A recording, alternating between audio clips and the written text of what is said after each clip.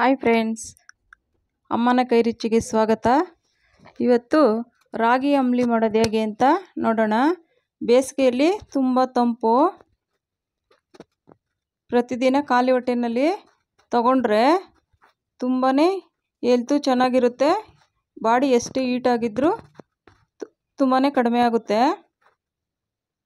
ಈಗ ಹೇಗೆ ಮಾಡೋದು ಅಂತ ನೋಡೋಣ. ನೋಡಿ, ಒಂದು ಪಾತ್ರೆ ತಗೊಂಡು ಅದಕ್ಕೆ ನೋಡಿ ಈ ಲೋಟದಲ್ಲಿ 3 ಲೋಟ ನೀರು ಹಾಕಬೇಕು. ನಮಗೆ ಕರೆಕ್ಟ್ ಹದ ಬೇಕು ಅಂದರೆ ಈ ಥರ ಅಳತೆನಲ್ಲಿ ಮಾಡಿದ್ರೆ ಚೆನ್ನಾಗಿ ಬರುತ್ತೆ. ನೋಡಿ 3 ಲೋಟ ನೀರು ಹಾಕಿದ್ದೀನಿ. ನೋಡಿ ರಾಗಿ ಹಿಟ್ಟು, ನೋಡಿ 5 ಚಮಚ ರಾಗಿ ಹಿಟ್ಟು ಹಾಕಿದ್ದೀನಿ. ಇದನ್ನು ಕಲಸಿಟ್ಕೊಳ್ಬೇಕು. ನೋಡಿ ಅದಕ್ಕೆ ಕಲಸಿಟ್ಕೊಳ್ಬೇಕು.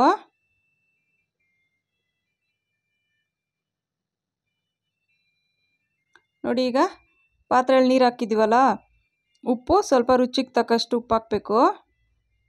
ನೋಡಿ ನೀರು ಕುದೀತಾ ಇದೆ. ಈಗ ಕಲಸಿಟ್ಟಿರೋಂಥ ರಾಗಿ ಹಿಟ್ಟು ನೋಡಿ ಈ ಥರ ಹಾಕ್ಕೊಂಡು ಕೈ ಆಡಿಸ್ತಾ ಇರಬೇಕು. ಗಂಟೇನಾಗಲ್ಲ, ನೀಟಾಗಿ ಬರುತ್ತೆ. ನೋಡಿ ಈ ಥರ ಕೈ ಬಿಡ್ದಂಗೆ ಈ ಥರ ತಿರುಗಿಸ್ತಾ ಇದ್ದರೆ ಒಂದೇ ಹದದಲ್ಲಿ ಚೆನ್ನಾಗಿ ಬರುತ್ತೆ. ನೀವು ಹಾಕಿ ಬಿಟ್ಬಿಟ್ರೆ ತಳ ಹಿಡಿಯುತ್ತೆ. ನೋಡಿ ಈ ಥರ ಕೈ ಆಡಿಸ್ತಾನೆ ಇರಬೇಕು. ಹೆಲ್ತ್ಗೆ ತುಂಬಾ ಒಳ್ಳೆಯದು. ಶುಗರ್ ಪೇಷಂಟ್ಗಳಿಗೆಲ್ಲ ತುಂಬಾ ಹೆಲ್ಪ್ ಆಗುತ್ತೆ. ರಾಗಿ ಮುದ್ದೆ ಇಷ್ಟಪಡಲ್ಲ ಅನ್ನೋರೆಲ್ಲ ಈ ಥರ ಮಾಡ್ಕೊಳ್ಬೋದು. ಇದು ರಾತ್ರಿ ಮಾಡಿ ಇಟ್ಬಿಟ್ಟು ಬೆಳಗ್ಗೆ ಖಾಲಿ ಹೊಟ್ಟೆಗೆ ಮಜ್ಜಿಗೆ ಒಂದು ಸ್ವಲ್ಪ ಸೇರಿಸ್ಕೊಂಡು ತಗೊಳೋದ್ರಿಂದ ತುಂಬಾ ಆರೋಗ್ಯ ಉತ್ತಮವಾಗಿರುತ್ತೆ. ನೋಡಿ ಈ ಥರ ಚೆನ್ನಾಗಿ ಮರಳಬೇಕು.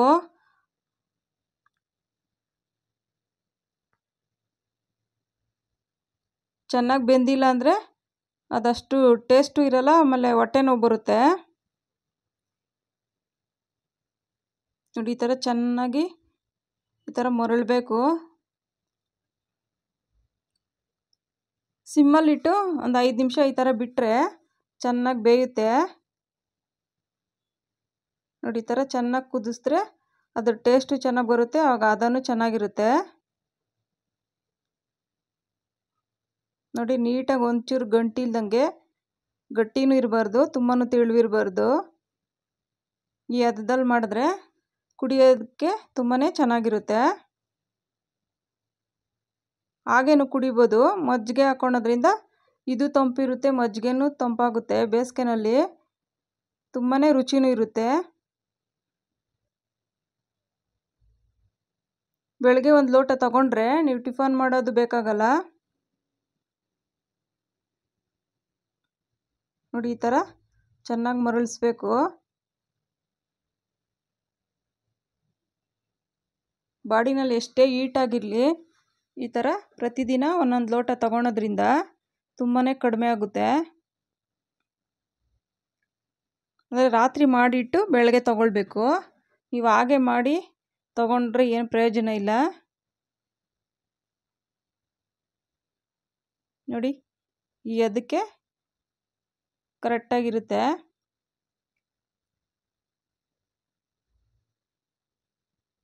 ಈ ಥರ ಮರಳಬೇಕು, ಆವಾಗಲೇ ಅದು ರುಚಿನೂ ಹೆಚ್ಚು ಚೆನ್ನಾಗಿ ಬೆಂದಿರುತ್ತೆ. ನೀವು ಸರಿಯಾಗಿ ಬೇಯಿಸಿಲ್ಲ ಅಂದರೂ ಅದು ಹಸಿ ವಾಸನೆ ಅಷ್ಟೊಂದು ಕುಡಿಯೋಕ್ಕೂ ಚೆನ್ನಾಗಿರಲ್ಲ.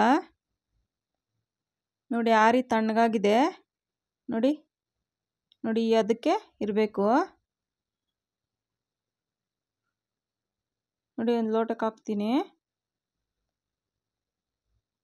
ನೀವು ಪ್ರತಿದಿನ ಖಾಲಿ ಹೊಟ್ಟೆನಲ್ಲಿ ಈ ಕಾಫಿ ಟೀ ಕುಡಿಯೋ ಬದಲು ಈ ಥರ ರಾಗಿ ಅಂಬಲಿನ ಸೇವಿಸಿದ್ರೆ